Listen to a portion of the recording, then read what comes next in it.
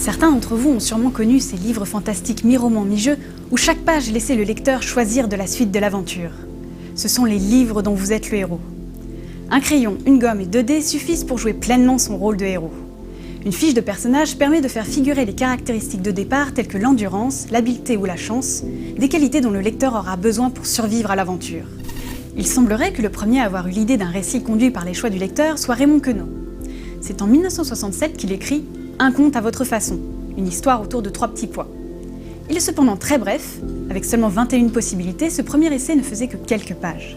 Quelques années plus tard, en 69, l'anglais Edward Packard écrit un premier livre interactif, Sugarcane Island, qui sera finalement édité en 76 pour devenir le premier tome de la série The Adventure of You.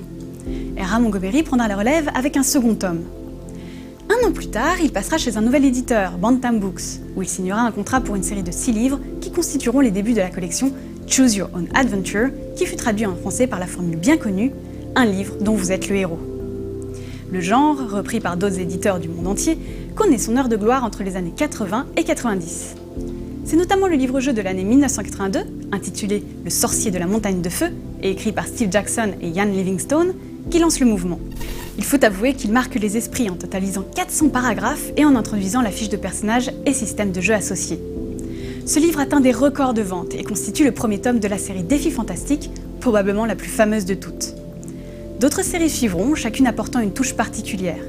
Par exemple, la série Loup solitaire de Joe Dever, qui se déroule dans le monde fictif de Manyamund, propose une fiche de personnage un peu remaniée. Fini les dés, on se sert d'une page où figurent des chiffres que l'on doit choisir au hasard en fermant les yeux.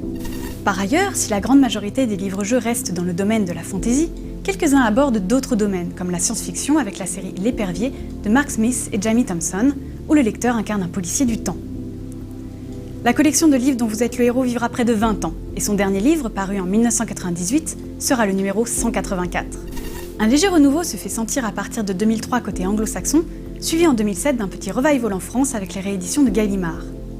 Aujourd'hui, ce sont désormais les rééditions numériques sur tablette et sur smartphone qui prennent la relève.